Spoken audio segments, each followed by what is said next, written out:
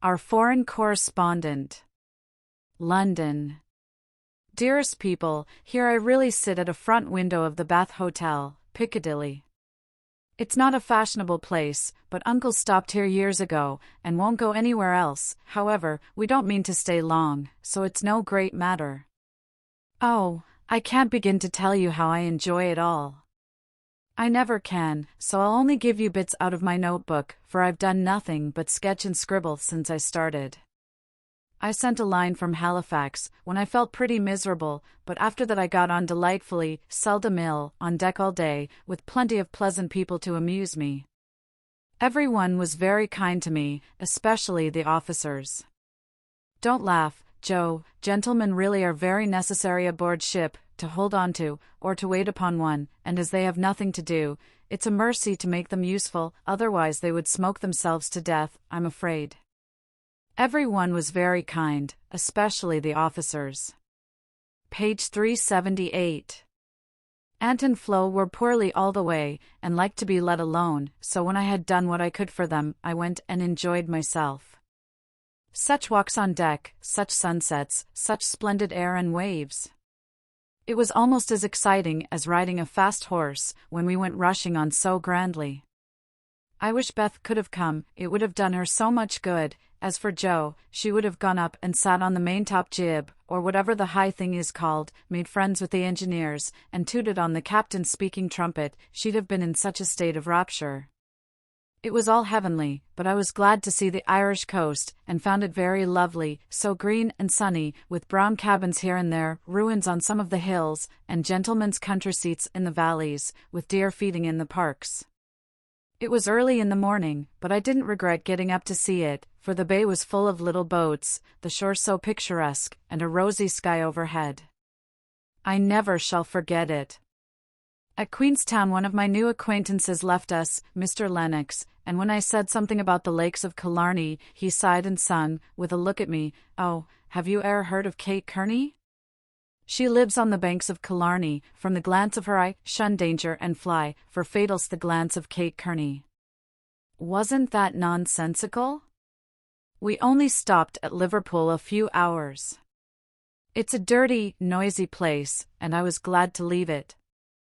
Uncle rushed out and bought a pair of dogskin gloves, some ugly, thick shoes, and an umbrella, and got shaved a la mutton chop, the first thing. Then he flattered himself that he looked like a true Briton, but the first time he had the mud cleaned off his shoes, the little bootblack knew that an American stood in them, and said, with a grin, "There you are, sir. I've give 'em the latest Yankee shine." It amused Uncle immensely. Oh, I must tell you what that absurd Lennox did.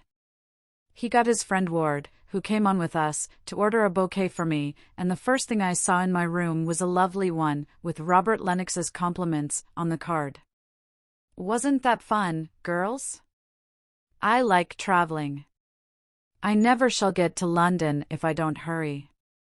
The trip was like riding through a long picture gallery, full of lovely landscapes. The farmhouses were my delight, with thatched roofs, ivy up to the eaves, latticed windows, and stout women with rosy children at the doors. The very cattle looked more tranquil than ours, as they stood knee-deep in clover, and the hens had a contented cluck, as if they never got nervous, like Yankee biddies. Such perfect color I never saw, the grass so green, sky so blue, grain so yellow, woods so dark. I was in a rapture all the way. So was Flo, and we kept bouncing from one side to the other, trying to see everything while we were whisking along at the rate of 60 miles an hour. Aunt was tired and went to sleep, but Uncle read his guidebook and wouldn't be astonished at anything. This is the way we went on, Amy, flying up, oh, that must be Kenilworth, that grey place among the trees. Flo, darting to my window, how sweet. We must go there some time, won't we, Papa?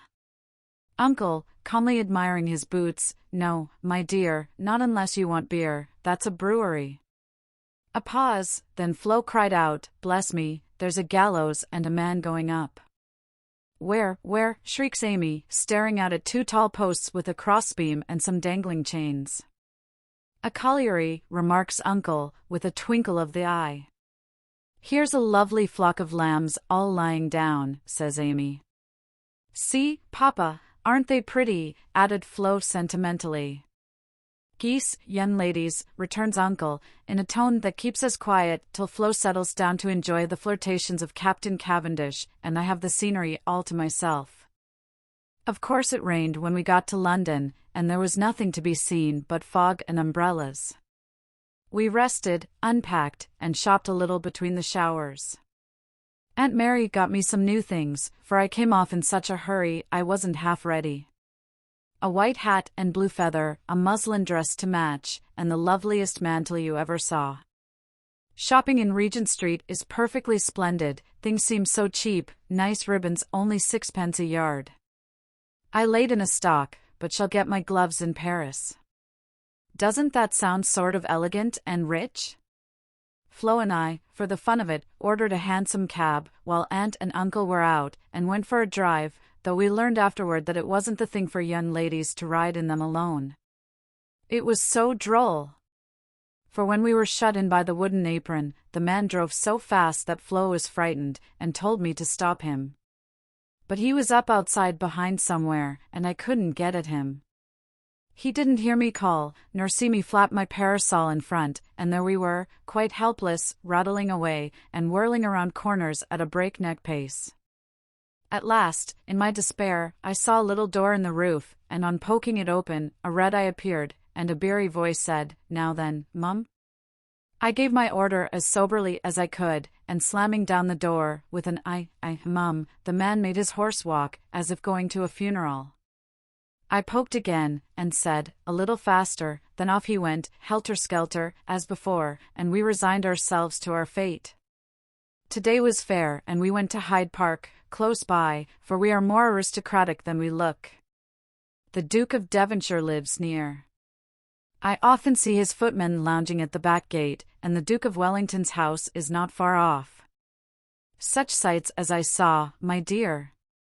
It was as good as punch, for there were fat dowagers rolling about in their red and yellow coaches, with gorgeous geniuses in silk stockings and velvet coats, up behind, and powdered coachmen in front. Smart maids, with the rosiest children I ever saw, handsome girls, looking half asleep, dandies, in queer English hats and lavender kids, lounging about, and tall soldiers, in short red jackets and muffin caps stuck on one side, looking so funny I longed to sketch them. Rotten Row means Route de Roy, or the King's Way, but now it's more like a riding school than anything else. The horses are splendid, and the men, especially the grooms, ride well, but the women are stiff, and bounce, which isn't according to our rules. I longed to show them a tearing American gallop, for they trotted solemnly up and down, in their scant habits and high hats, looking like the women in a toy Noah's Arkansas. Everyone rides, old men, stout ladies, little children, and the young folks do a deal of flirting here. I saw a pair exchange rosebuds, for it's the thing to wear one in the buttonhole, and I thought it rather a nice little idea. In the PM to Westminster Abbey, but don't expect me to describe it, that's impossible, so I'll only say it was sublime. This evening we are going to see Fector, which will be an appropriate end to the happiest day of my life. Midnight. It's very late, but I can't let my letter go in the morning without telling you what happened last evening. Who do you think came in, as we were at tea? Laurie's English friends, Fred and Frank Vaughan. I was so surprised, for I shouldn't have known them but for the cards. Both are tall fellows, with whiskers, Fred handsome in the English style, and Frank much better, for he only limps slightly, and uses no crutches. They had heard from Laurie where we were to be, and came to ask us to their house, but Uncle won't go, so we shall return the call, and see them as we can. They went to the theatre with us, and we did have such a good time, for Frank devoted himself to Flo, and Fred and I talked over past, present, and future fun as if we had known each other all our days. Tell Beth Frank asked for her, and was sorry to hear of her ill health. Fred laughed when I spoke of Joe, and sent his respectful compliments to the big hat. Neither of them had forgotten Camp Lawrence, or the fun we had there. What ages ago it seems, doesn't it? Aunt is tapping on the wall for the third time, so I must stop. I really feel like a dissipated London fine lady, writing here so late, with my room full of pretty things, and my head a jumble of parks, theatres, new gowns, and gallant creatures who say ah, and twirl their blonde moustaches with the true English lordliness. I long to see you all, and in spite of my nonsense am, as ever, your loving Amy. Paris, dear girls, in my last I told you about our London visit, how kind the Vaughans were, and what pleasant parties they made for us. I enjoyed the trips to Hampton Court and the Kensington Museum more than anything else, for at Hampton I saw Raphael's cartoons, and, at the museum, rooms full of pictures by Turner, Lawrence, Reynolds, Hogarth, and the other great creatures. The day in Richmond Park was charming, for we had a regular English picnic, and I had more splendid oaks and groups of deer than I could copy, also heard a nightingale, and saw larks go up. We did London to our heart's content, thanks to Fred and Frank, and were sorry to go away, for, though English people are slow to take you in, when they once make up their minds to do it they cannot be outdone in hospitality, I think. The Vaughans hope to meet us in Rome next winter, and I shall be dreadfully disappointed if they don't, for Grace and I are great friends, and the boys very nice fellows, especially Fred. Well, we were hardly settled here, when he turned up again, saying he had come for a holiday, and was going to Switzerland. Aunt looked sober at first, but he was so cool about it she couldn't say a word, and now we get on nicely, and are very glad he came, for he speaks French like a native, and I don't know what we should do without him. Uncle doesn't know 10 words, and insists on talking English very loud, as if that would make people understand him. Aunt's pronunciation is old-fashioned, and Flo and I, though we flattered ourselves that we knew a good deal, find we don't, and are very grateful to have Fred do the parley-vooing, as Uncle calls it. Such delightful times as we are having. Sightseeing from morning till night, stopping for nice lunches in the gay cafes, and meeting with all sorts of droll adventures. Rainy days I spend in the Louvre, reveling in pictures. Jo would turn up her naughty nose at some of the finest, because she has no soul for art, but I have, and I'm cultivating eye and taste as fast as I can. She would like the relics of great people better, for I've seen her Napoleon's cocked hat and grey coat, his baby's cradle and his old toothbrush, also Marie Antoinette's little shoe, the ring of Saint Denis, Charlemagne's sword, and many other interesting things. I'll talk for hours about them when I come, but haven't time to write. The Palais Royal is a heavenly place, so full of bijouterie and lovely things that I'm nearly distracted because I can't buy them. Fred wanted to get me some, but of course I didn't allow it. Then the Bois and the Champs-Élysées are très magnifiques. I've seen the imperial family several times, the emperor an ugly, hard-looking man, the empress pale and pretty, but dressed in bad taste, I thought, purple dress, green hat, and yellow gloves. Little Nap is a handsome boy, who sits chatting to his tutor, and kisses his hand to the people as he passes in his 4-horse barouche, with postilions in red satin jackets, and a mounted guard before and behind. We often walk in the Tuileries gardens, for they are lovely, though the antique Luxembourg gardens suit me better. Père Lachaise is very curious, for many of the tombs are like small rooms, and, looking in, one sees a table, with images or pictures of the dead, and chairs for the mourners to sit in when they come to lament. That is so Frenchy. Our rooms are on the Rue de Rivoli, and, sitting in the balcony, we look up and down the long, brilliant street. It is so pleasant that we spend our evenings talking there, when too tired with our day's work to go out. Fred is very entertaining, and is altogether the most agreeable young man I ever knew, except Laurie, whose manners are more charming. I wish Fred was dark, for I don't fancy light men. However, the Vaughans are very rich, and come of an excellent family, so I won't find fault with their yellow hair, as my own is yellower. Next week we are off to Germany and Switzerland, and, as we shall travel fast, I shall only be able to give you hasty letters. I keep my diary, and try to remember correctly and describe clearly all that I see and admire, as Father advised. It is good practice for me, and, with my sketchbook, will give you a better idea of my tour than these scribbles. Adieu, I embrace you tenderly. Votre Amy. Heidelberg. My dear Mama, having a quiet hour before we leave for Bern, I'll try to tell you what has happened, for some of it is very important, as you will see. The sail up the Rhine was perfect, and I just sat and enjoyed it with all my might. Get father's old guidebooks and read about it. I haven't words beautiful enough to describe it. At Koblenz we had a lovely time, for some students from Bonn, with whom Fred got acquainted on the boat, gave us a serenade.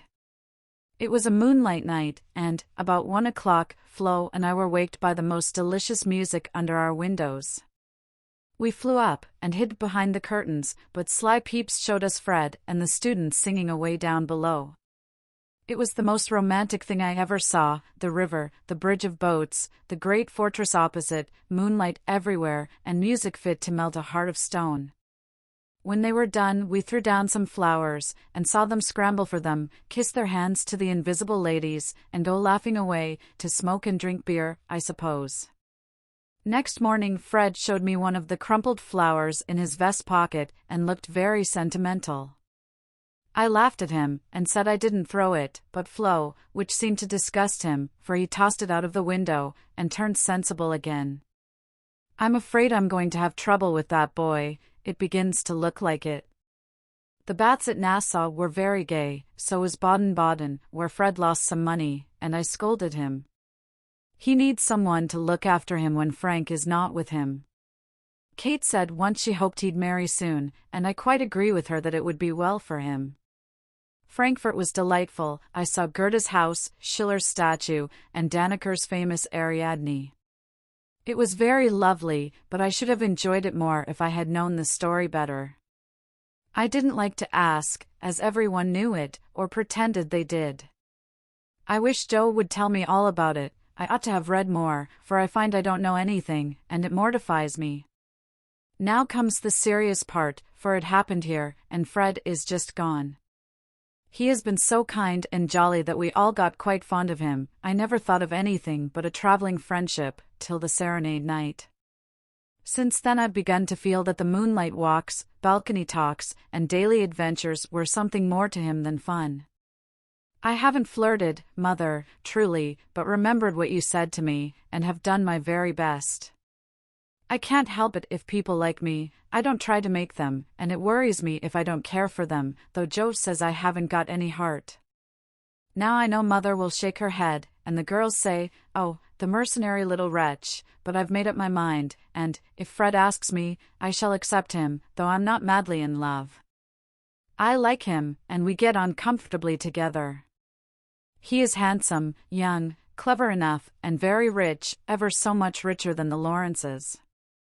I don't think his family would object, and I should be very happy, for they are all kind, well-bred, generous people, and they like me.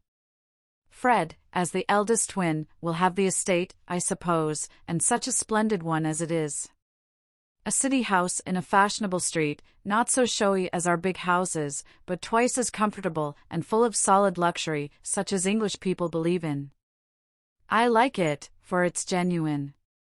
I've seen the plate, the family jewels, the old servants, and pictures of the country place, with its park, great house, lovely grounds, and fine horses.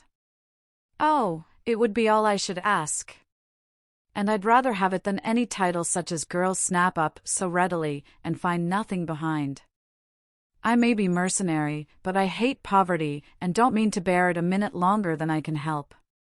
One of us must marry well. Meg didn't, Joe won't, Beth can't yet, so I shall, and make everything cozy all round.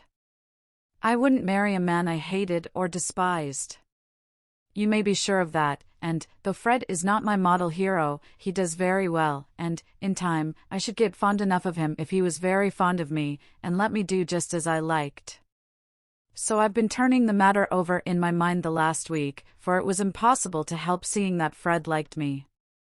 He said nothing, but little things showed it. He never goes with Flo, always gets on my side of the carriage, table, or promenade, looks sentimental when we are alone, and frowns at anyone else who ventures to speak to me. Yesterday, at dinner, when an Austrian officer stared at us, and then said something to his friend, a rakish-looking baron, about Ian Wunderschön's Blondchen, Fred looked as fierce as a lion, and cut his meat so savagely, it nearly flew off his plate. He isn't one of the cool, stiff Englishmen, but is rather peppery, for he has Scotch blood in him, as one might guess from his bonny blue eyes.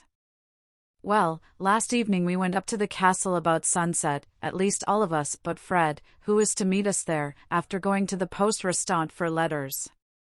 We had a charming time poking about the ruins, the vaults where the monster ton is, and the beautiful gardens made by the elector, long ago, for his English wife. I liked the great terrace best, for the view is divine, so, while the rest went to see the rooms inside, I sat there trying to sketch the grey stone lion's head on the wall, with scarlet woodbine sprays hanging round it. I felt as if I'd got into a romance, sitting there, watching the Neckar rolling through the valley, listening to the music of the Austrian band below, and waiting for my lover, like a real storybook girl. I had a feeling that something was going to happen, and I was ready for it. I didn't feel blushy or quaky, but quite cool, and only a little excited. By and by I heard Fred's voice, and then he came hurrying through the great arch to find me. He looked so troubled that I forgot all about myself, and asked what the matter was. He said he'd just got a letter begging him to come home, for Frank was very ill, so he was going at once, in the night train, and only had time to say goodbye. I was very sorry for him, and disappointed for myself, but only for a minute, because he said, as he shook hands, and said it in a way that I could not mistake, "I shall soon come back, you won't forget me, Amy?" I didn't promise, but I looked at him, and he seemed satisfied, and there was no time for anything but messages and goodbyes, for he was off in an hour, and we all miss him very much. I know he wanted to speak, but I think, from something he once hinted, that he had promised his father not to do anything of the sort yet a while, for he is a rash boy, and the old gentleman dreads a foreign daughter-in-law.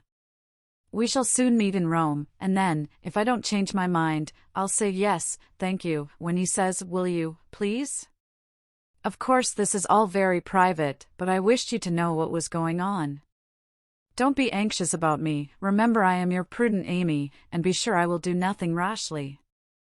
Send me as much advice as you like, I'll use it if I can. I wish I could see you for a good talk, Marmee. Love and trust me. Ever your Amy.